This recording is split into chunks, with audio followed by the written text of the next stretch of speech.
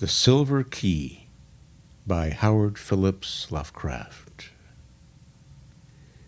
He had read much of things as they are, and talked with too many people. Well-meaning philosophers had taught him to look into the logical relations of things and analyze the processes which shaped his thoughts and fancies. Wonder had gone away, and he had forgotten that all life is only a set of pictures in the brain, among which there is no difference betwixt those born of real things and those born of inward dreamings, and no cause to value the one above the other. Custom had dinned into his ears a superstitious reverence for that which tangibly and physically exists, and had made him secretly ashamed to dwell in visions. Wise men told him his simple fancies were inane and childish, and even more absurd because their actors persist in fancying them full of meaning and purpose as the blind cosmos grinds aimlessly on from nothing to something and from something back to nothing again, neither heeding nor knowing the wishes or existence of the minds that flicker for a second now and then in the darkness. They had chained him down to things that are, and had then explained the workings of those things till mystery had gone out of the world. When he complained and longed to escape into twilight realms, where magic molded all the little vivid fragments and prized associations of his mind into vistas of breathless expectancy and unquenchable delight, they turned him instead toward the new-found prodigies of science, bidding him find wonder in the atom's vortex and mystery in the sky's dimensions. And when he had failed to find these boons in things whose laws are known and measurable, they told him he lacked imagination and was immature because he preferred dream illusions to the illusions of our physical creation. So Carter had tried to do as others did, and pretended that the common events and emotions of earthly minds were more important than the fantasies of rare and delicate souls.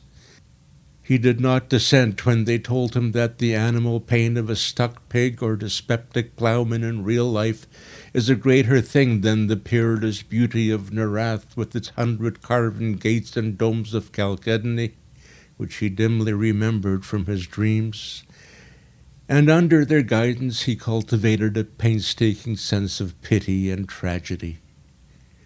Once in a while, though, he could not help seeing how shallow, fickle, and meaningless all human aspirations are, and how emptily our real impulses contrast with those pompous ideals we profess to hold. Then he would have recourse to the polite laughter they had taught him to use against the extravagance and artificiality of dreams, for he saw that the daily life of our world is every inch as extravagant and artificial, and far less worthy of respect because of its poverty and beauty and its silly reluctance to admit its own lack of reason and purpose. In this way he became a kind of humorist, for he did not see that even humor is empty in a mindless universe devoid of any true standard of consistency or inconsistency. In the first days of his bondage he had turned to the gentle churchly faith endeared to him by the naive trust of his fathers, for thence stretched mystic avenues which seemed to promise escape from life. Only on closer view did he mark the starved fancy and beauty, the stale and prosy triteness, and the owlish gravity and grotesque claims of solid truth which reigned boresomely and overwhelmingly among most of its professors, or feel to the full the awkwardness with which it sought to keep alive as literal fact the outgrown fears and guesses of a primal race confronting the unknown. It wearied Carter to see how solemnly people tried to make earthly reality out of old myths which every step of their boasted science confuted, and this misplaced seriousness killed the attachment he might have kept for the ancient creeds, had they been content to offer the sonorous rites and emotional outlets in their true guise of ethereal fantasy. But when he came to study those who had thrown off the old myths, he found them even more ugly than those who had not. They did not know that beauty lies in harmony and that loveliness of life has no standard amidst an aimless cosmos, save only its harmony with the dreams and the feelings which have gone before and blindly molded our little spheres out of the rest of chaos. They did not see that good and evil and beauty and ugliness are only ornamental fruits of perspective, whose sole value lies in their linkage to what chance made our fathers think and feel, and whose finer details are different for every race and culture.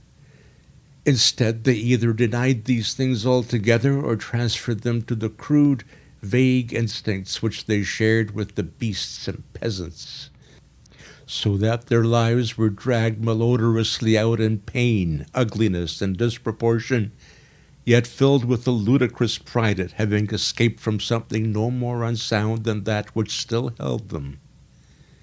They had traded the false gods of fear and blind piety for those of license and anarchy. Carter did not taste deeply of these modern freedoms, for their cheapness and squalor sickened a spirit-loving beauty alone, while his reason rebelled at the flimsy logic with which their champions tried to gild brute impulse with a sacredness stripped from the idols they had discarded. He saw that most of them, in common with their cast-off priestcraft, could not escape from the delusion that life has a meaning apart from that which men dream into it, and could not lay aside the crude notion of ethics and obligations beyond those of beauty, even when all nature shrieked of its unconsciousness and impersonal unmorality in the light of their scientific discoveries. Warped and bigoted with preconceived illusions of justice, freedom, and consistency, they cast off the old lore and the old way with the old beliefs, nor ever stopped to think that that lore and those ways were the sole makers of their present thoughts and judgments, and the sole guides and standards in a meaningless universe without fixed aims or stable points of reference. Having lost these artificial settings, their lives grew void of direction and dramatic interest, till at length they strove to drown their ennui in bustle and pretended usefulness, noise and excitement, barbaric display and animal sensation. When these things palled, disappointed, or grew nauseous through revulsion, they cultivated irony and bitterness and found fault with the social order. Never could they realize that their brute foundations were as shifting and contradictory as the gods of their elders, and that the satisfaction of one moment is the bane of the next. Calm, lasting beauty comes only in a dream, and this solace the world had thrown away when in its worship of the real it threw away the secrets of childhood and innocence. Amidst this chaos of hollowness and unrest, Carter tried to live as befitted a man of keen thought and good heritage. With his dreams fading under the ridicule of the age, he could not believe in anything, but the love of harmony kept him close to the ways of his race and station. He walked impassive through the cities of men and sighed because no vista seemed fully real, because every flash of yellow sunlight on tall roofs and every glimpse of balustraded plazas in the first lamps of evening served only to remind him of dreams he had once known, and to make him homesick for ethereal lands he no longer knew how to find. Travel was only a mockery, and even the Great War stirred him but little, though he served from the first in the Foreign Legion of France. For a while he sought friends, but soon grew weary of the crudeness of their emotions and the sameness and earthiness of their visions. He felt vaguely glad that all his relatives were distant and out of touch with him, for they would not have understood his mental life. That is, none but his grandfather and great-uncle Christopher could, and they were long dead. Then he began once more the writing of books, which he'd left off when dreams first failed him. But here, too, was there no satisfaction or fulfillment, for the touch of earth was upon his mind, and he could not think of lovely things as he had done of yore. Ironic humour dragged down all the twilight minarets he reared, and the earthy fear of improbability blasted all the delicate and amazing flowers in his fairy gardens. The convention of assumed pity spilt mawkishness on his characters, while the myth of an important reality and significant human events and emotions debased all his high fantasy into thin, veiled allegory and cheap social satire. His new novels were successful as his old ones had never been, and because he knew how empty they must be to please an empty herd, he burnt them and ceased his writing. They were very graceful novels in which he urbanely laughed at the dreams he lightly sketched, but he saw that their sophistication had sapped all their life away. It was after this that he cultivated deliberate illusion, and dabbled in the notions of the bizarre and the eccentric as an antidote for the commonplace. Most of those, however, soon showed their poverty and barrenness, and he saw that the popular doctrines of occultism are as dry and inflexible as those of science, yet without even the slender palliative of truth to redeem them. Gross stupidity, falsehood, and muddled thinking are not dream, and form no escape from life to a mind trained above their own level. So Carter bought stranger books, and sought out deeper and more terrible men of fantastic erudition, delving into arcana of consciousness that few have trod, and learning things about the secret pits of life, legend, and immemorial antiquity which disturbed him ever afterward. He decided to live on a rarer plane and furnished his Boston home to suit his changing moods. One room for each, hung in appropriate colors, furnished with befitting books and objects, and provided with sources of the proper sensations of light, heat, sound, taste, and odor. Once he heard of a man in the South who was shunned and feared for the blasphemous things he read in prehistoric books and clay tablets smuggled from India and Arabia. Him he visited, living with him and sharing his studies for 7 years, till horror overtook them one midnight in an unknown and archaic graveyard, and only one emerged where 2 had entered. Then he went back to Arkham, the terrible witch-haunted old town of his forefathers in New England, and had experiences in the dark, amidst the hoary willows and tottering gambrel roofs, which made him seal forever certain pages in the diary of a well-minded ancestor. But these horrors took him only to the edge of reality, and were not in the true dream country he had known in youth, so that at 50 he despaired of any rest or contentment in a world grown too busy for beauty and too shrewd for dreams. Having perceived at last the hollowness and futility of real things, Carter spent his days in retirement and in wistful, disjointed memories of his dream-filled youth. He thought it rather silly that he bothered to keep on living at all, and got from a South American acquaintance a very curious liquid to take him to oblivion without suffering. Inertia and force of habit, however, caused him to defer action, and he lingered indecisively among thoughts of old times, taking down the strange hangings from his walls and refitting the house as it was in his early boyhood. Purple panes, Victorian furniture, and all. With the passage of time he became almost glad he had lingered, for his relics of youth and his cleavage from the world made life and sophistication seem very distant and unreal, so much so that a touch of magic and expectancy stole back into his nightly slumbers. For years those slumbers had known only such twisted reflections of everyday things as the commonest slumbers know, but now there returned a flicker of something stranger and wilder, something of vaguely awesome imminence, which took the form of tensely clear pictures from his childhood days, and made him think of little inconsequential things he had long forgotten.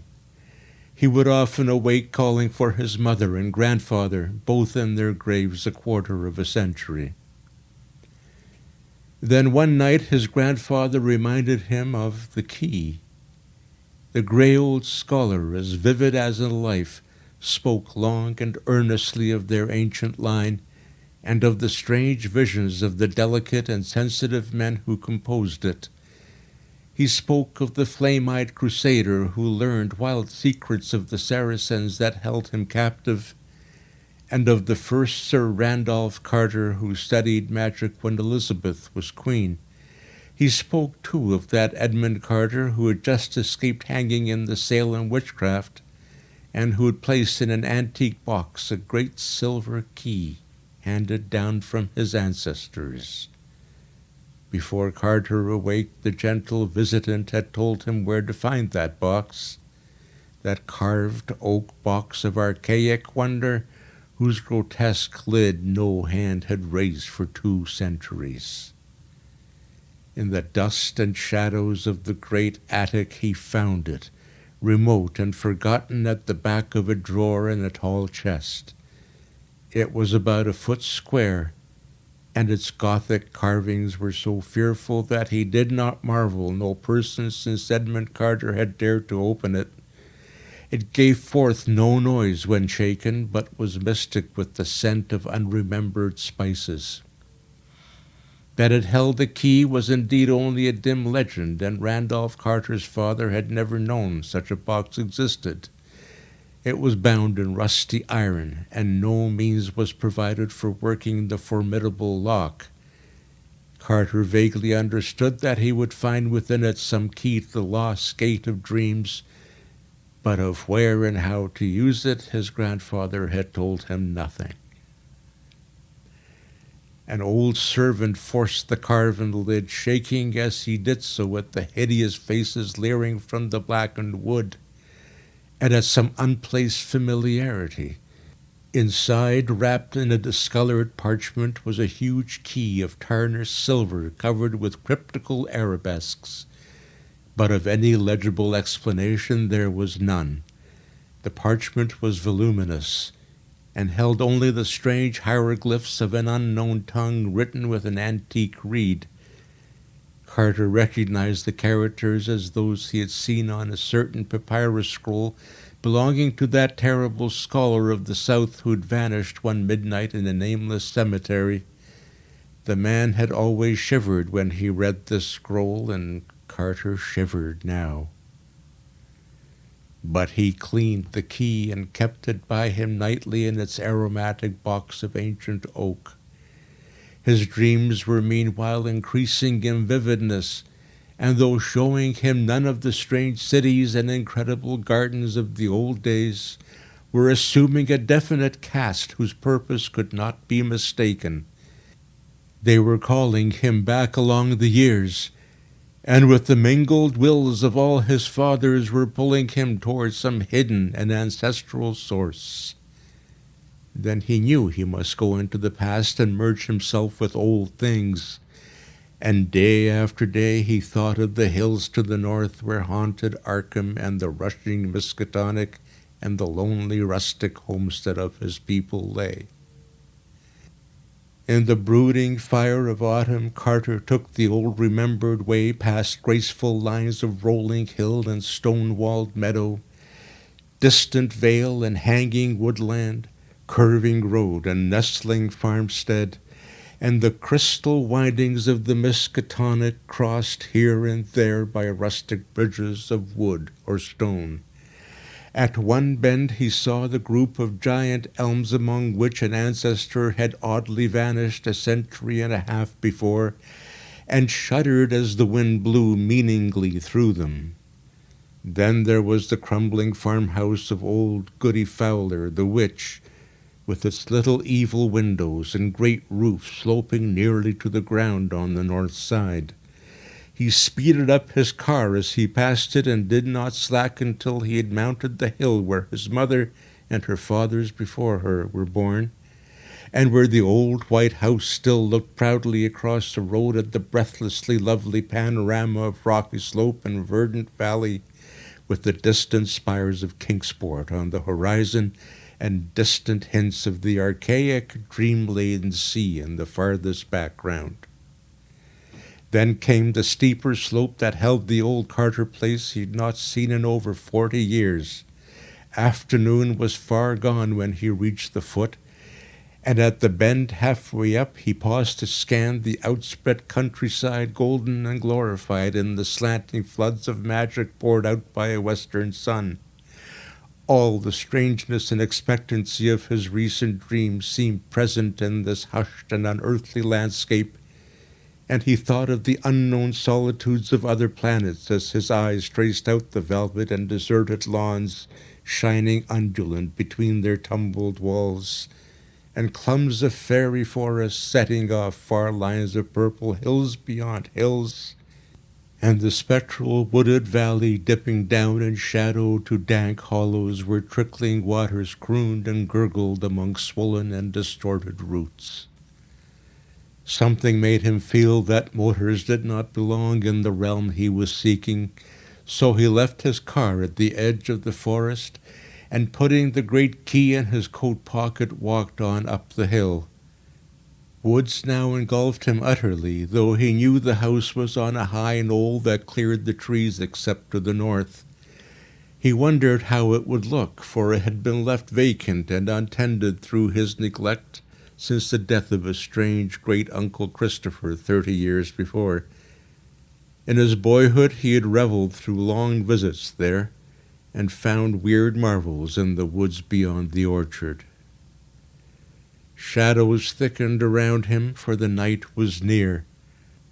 Once a gap in the trees opened up to the right, so that he saw off across leagues of twilight meadow and spied the old Congregational steeple on Central Hill in Kingsport, pink with the last flush of day, the panes of the little round windows blazing with reflected fire.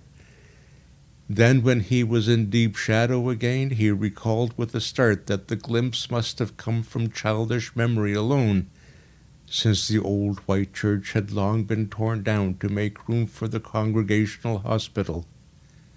He had read of it with interest, for the paper had told about some strange burrows or passages found in the rocky hill beneath. Through his puzzlement a voice piped, and he started again at its familiarity after long years. Old Benijah Corey had been his Uncle Christopher's hired man, and was aged even in those far-off times of his boyhood visits. Now he must be well over 100, but that piping voice could come from no one else. He could distinguish no words, yet the tone was haunting and unmistakable. To think that old Benijah should still be alive. "Mr. Randy, Mr. Randy, where be ye? Do you want to scare your Aunt Martha plumb to death? Hain't she told you to keep nigh the place in the arternoon and git back afore dark?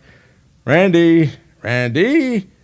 He's a beatin'est boy for running off in the woods I ever see, half the time a settin' moonin' round that snake den in the upper timber lot. "Hey, you, Randy!" Randolph Carter stopped in the pitch darkness and rubbed his hand across his eyes. Something was queer. He'd been somewhere he ought not to be, had strayed very far away to places where he'd not belonged, and was now inexcusably late. He had not noticed the time on the Kingsport steeple, though he could easily have made it out with his pocket telescope. But he knew his lateness was something very strange and unprecedented. He wasn't sure he had his little telescope with him, and put his hand in his blouse pocket to see. No, it was not there, but there was the big silver key he had found in a box somewhere. Uncle Chris had told him something odd once about an old unopened box with a key in it, but Aunt Martha had stopped the story abruptly, saying it was no kind of thing to tell a child whose head was already too full of queer fancies. He tried to recall just where he'd found the key, but something seemed very confused. He guessed it was in the attic at home in Boston, and dimly remembered bribing Parks with half his week's allowance to help him open the box and keep quiet about it. But when he remembered this, the face of Parks came up very strangely, as if the wrinkles of long years had fallen upon the brisk little cockney. "Randy? Randy? Hey! Hey! Randy!" A swaying lantern came around the black bend, and old Benijah pounced on the silent and bewildered form of the pilgrim. "Darn ye, boys, so there ye be! Ain't ye got a tongue in your head that ye can't answer a body? I've been calling this half hour, and ye must have heard me long ago. Don't you know your Aunt Marthy's all a fidget over your being off after dark? Wait till I tell your Uncle Chris when he gets home. He ought to know these here woods ain't no fitting place to be traipsin' this hour. They's things abroad what don't know nobody no good, as my grandsir knowed afore me. Come, Mr. Randy, or Hannah won't keep supper no longer." So Randolph Carter was marched up the road, where wondering stars glimmered through high autumn boughs, and dogs barked as the yellow light of small-paned windows shone out at the farther turn, and the Pleiades twinkled across the open knoll where a great gambrel roof stood black against the dim west. Aunt Martha was in the doorway and did not scold too hard when Benijah shoved the truant in. She knew Uncle Chris well enough to expect such things of the Carter blood. Randolph did not show his key, but ate his supper in silence and protested only when bedtime came. He sometimes dreamed better when awake, and he wanted to use that key. In the morning, Randolph was up early, and would have run off to the upper timber lot if Uncle Chris had not caught him and forced him into his chair by the breakfast table. He looked impatiently around the low-pitched room with the rag carpet and exposed beams and corner posts, and smiled only when the orchard boughs scratched at the leaded panes of the rear window. The trees and the hills were close to him and formed the gates of that timeless realm which was his true country.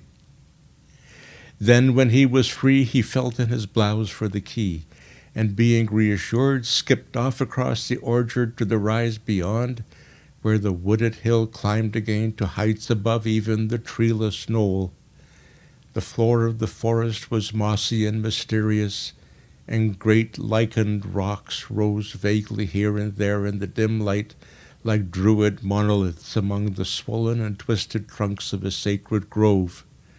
Once in his ascent, Randolph crossed a rushing stream, whose falls a little way off sang runic incantations of the lurking fauns and agapans and dryads.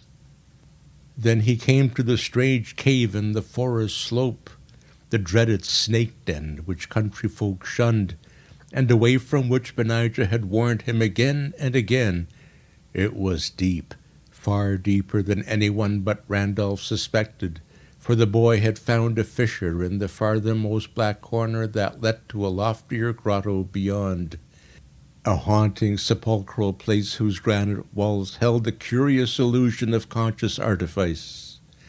On this occasion he crawled in as usual, lighting his way with matches filched from the sitting-room match-safe, and edging through the final crevice with an eagerness hard to explain even to himself. He could not tell why he approached the farther wall so confidently, or why he instinctively drew forth the great silver key as he did so. But on he went, and when he danced back to the house that night, he offered no excuses for his lateness, nor heeded in the least the reproofs he gained for ignoring the noontide dinner horn altogether. Now, it is agreed by all the distant relatives of Randolph Carter that something occurred to heighten his imagination in his 10th year.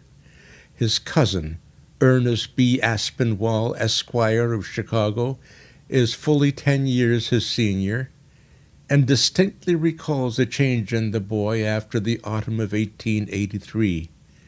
Randolph had looked on scenes of fantasy that few others can ever have beheld, And stranger still were some of the qualities which he showed in relation to very mundane things. He seemed, in fine, to have picked up an odd gift of prophecy, and reacted unusually to things which, though at the time without meaning, were later found to justify the singular impressions. In subsequent decades, as new inventions, new names, and new events appeared one by one in the book of history, people would now and then recall wonderingly how Carter had years before let fall some careless word of undoubted connection with what was then far in the future. He did not himself understand these words or know why certain things made him feel certain emotions, but fancied that some unremembered dream must be responsible. It was as early as 1897 that he turned pale when some traveller mentioned the French town of Bellois en Santerre, and friends remembered it when he was almost mortally wounded there in 1916 while serving with the Foreign Legion in the Great War. Carter's relatives talk much of these things because he has lately disappeared. His little old servant Parks, who for years bore patiently with his vagaries, last saw him on the morning he drove off alone in his car with a key he had recently found. Parks had helped him get the key from the old box containing it, and had felt strangely affected by the grotesque carvings on the box, and by some other odd quality he could not name.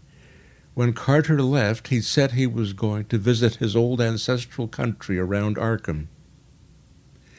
Halfway up Elm Mountain, on the way to the ruins of the old Carter place, they found his motor set carefully by the roadside, and in it was a box of fragrant wood with carvings that frightened the countryman who stumbled on it. The box held only a queer parchment whose characters no linguist or paleographer has been able to decipher or identify. Rain had long effaced any possible footprints, though Boston investigators had something to say about evidences of disturbances among the fallen timbers of the Carter place.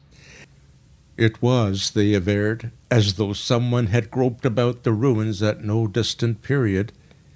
A common white handkerchief found among forest rocks on the hillside beyond cannot be identified as belonging to the missing man. There is talk of apportioning Randolph Carter's estate among his heirs, but I shall stand firmly against this course because I do not believe he is dead. There are twists of time and space, of vision and reality, which only a dreamer can divine. And from what I know of Carter, I think he has merely found a way to traverse these mazes. Whether or not he will ever come back, I cannot say. He wanted the lands of dream he had lost, and yearned for the days of his childhood. Then he found a key, and I somehow believe he was able to use it to strange advantage. I shall ask him when I see him, for I expect to meet him shortly in a certain dream city we both used to haunt. It is rumored in Ulthar beyond the river's sky that a new king reigns on the opal throne of Elak-Bad, that fabulous town of turrets atop the hollow cliffs of glass overlooking the twilight sea, wherein the bearded and finning Nori build their singular labyrinths. And I believe I know how to interpret this rumor. Certainly, I look forward impatiently to the sight of that great silver key, for in its cryptical arabesques there may stand symbolized all the aims and mysteries of a blindly impersonal cosmos.